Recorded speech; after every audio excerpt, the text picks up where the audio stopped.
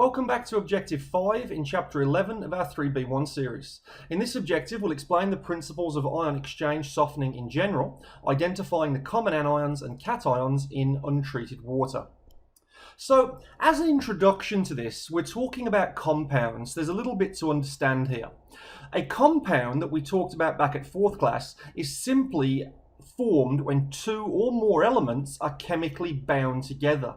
So a classic one, of course, is sodium chloride, where sodium, Na, is combined with chlorine, Cl, then they combine to make sodium chloride. And it's interesting that sodium and chlorine are both poisonous, but when they chemically combine and make sodium chloride, it's just table salt that isn't harmful. Always found that interesting.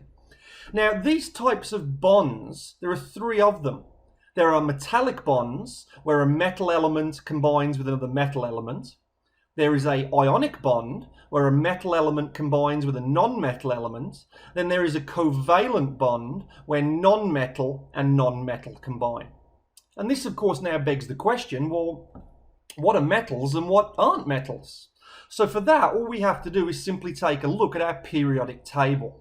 I've drawn in that red line there, and everything to the left of that line is a metal in one form or another. Everything to the right of that line is a non-metal. Now I am grouping, of course, the semiconductors into the non-metals to the right of that line. That's that sort of green color going down, looking at things like silicon, germanium, things like that. They're semiconductors. They're not metals or non-metals, they're kind of in the middle. But anything to the left here is a metal. And it's interesting that there are a few in this list here that people tend to not think is a metal. The classic one that people generally don't think of metal is calcium. Calcium is a metal. It's to the left of that line. So calcium is a metal, and you have calcium in your bones. So if you think about it, you're kind of like Wolverine in that you've got metal in your bones. Always interesting, that one too. Okay, so when a metal from the left of that line bonds with a metal to the right of that line, metal, non-metal, we get an ionic bond. When two non-metals to the right of this line bond, we get a covalent bond. And when two metals bond on the left of the line, we get a metallic bond. So that's the basic gist of what's going on here with regards to our bonds and our compounds. Okay, so what are these things that are actually combining? Well, we can call these now charges, and the charges are either going to be negative or positive. And the charges are negative anions and positive cations. And of course, like charges repel, opposites attract. So a negative and a positive, i.e. an anion and a cation, they're going to attract together, and they're then going to form a chemical bond. Now please take note of the list here. Anions incorporate sulfates, nitrates, bicarbonates, chlorides, phosphates, and silica. They're pretty much the only ones that we need to be aware of that are anionic. On our cations, a bit of an easier one to remember here, basically almost anything that ends in M for us is a cation. So calcium, magnesium, sodium, they're the most common ones that we talk about when discussing water treatment. So if we took, for example, an anion and a cation, so for example, we could take magnesium, that's a cation, and we could take a sulfate, that's an anion. Opposite charges attract, they now come together. Now magnesium is a metal element, and a sulfate is a non-metal element. So a metal and a non-metal forms an ionic bond. What the hell is a sulfate? It's basically just a salt that's been derived from sulfuric acid, and that's how many of them are actually made. So that's an example of one of these ionic bonds. Now, it's these type of compounds that are harmful in our boilers, and they contribute to permanent or temporary scale hardness. For example, magnesium and calcium sulfates are our permanent hardness. Calcium and magnesium bicarbonates, these are our temporary hardness. But as we saw in our lime soda softener objectives, we also get things like calcium and magnesium chlorides. These are also sort of compounds that involve an anion and a cation, and they're harmful to the boiler because they can break down and release hydrochloric acid, which lowers our pH and causes acidic corrosion. So these are all these things floating around in the water, and we need to basically neutralize them turn them into something else, or simply remove them. So let's take an example of this and try and make it a little bit more applicable and contextual to something that we see on a daily basis in the Power Lab.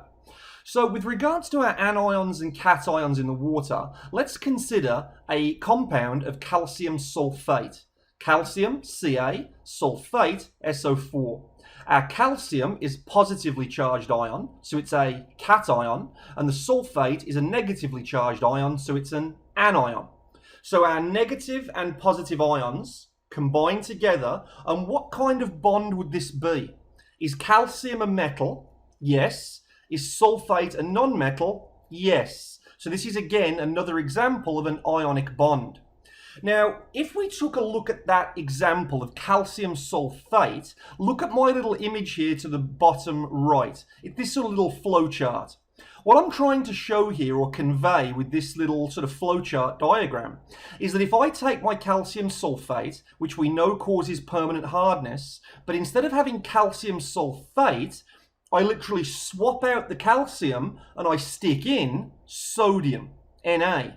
So my CaSO4, calcium sulfate, if I switch around the calcium and the sodium, now becomes sodium sulfate. That's known as ion exchange. More specifically, it's cation exchange because I'm exchanging a cation of calcium for another cation of sodium. Now, so what? What's the big deal? Well, this is the basic idea behind a sodium zeolite softener. We are swapping those cations. Calcium or magnesium is being swapped out for sodium. Now, why is sodium sulfate any better than calcium sulfate? Because sodium sulfate is basically soluble, meaning it dissolves into the water as a soft scale forming salt, and then also it can be removed via blowdown from a typical phosphate precipitating chemical treatment. So we're swapping out a hardness causing scale for a soft scale. And that's the basic idea here of what we term ion exchange. Now, most sodium compounds are not going to produce a scale in the boiler. And that's the basic idea, for example, with sodium zeolite softening that leads us into the very next objective. Okay, that's really it regarding anions and cations. So the big summary here is know what an anion and a cation is, and then know the typical sorts of things that are anions and cations, because these are the ones that just apply to us. So if I said silica, for example, I would expect you to know that that was an anion, and therefore it can be removed in an anion exchanger. If I said calcium, well, that one's a cation, so that one could be removed in a cation exchanger, so on and so on. Okay, let's see the sort of questions then we could get from this very short objective in your textbook here on page 12. So, silica is a what? Is it an anion, a cation, a proton, or a neutron? It's an interesting one. Silica in chemistry is actually both. It can be anionic or cationic. However, in power engineering water treatment applications, silica for us is always taken as an anion, and therefore it's removed in an anion exchanger. So in other words, it's negatively charged. Next one. Most sodium compounds will what?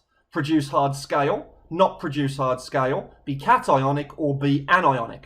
Well, let's think of some examples. What sort of sodium compounds do you know for water treatment?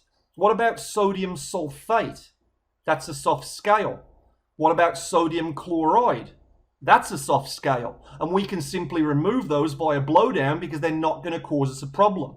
Well, if they're soft scale forming that we can remove via precipitation, i.e. phosphate, then it's got to be B, not produce hard scale. Next one. Temporary hardness can be formed by a compound called magnesium bicarbonate. Within that compound, which is the anion?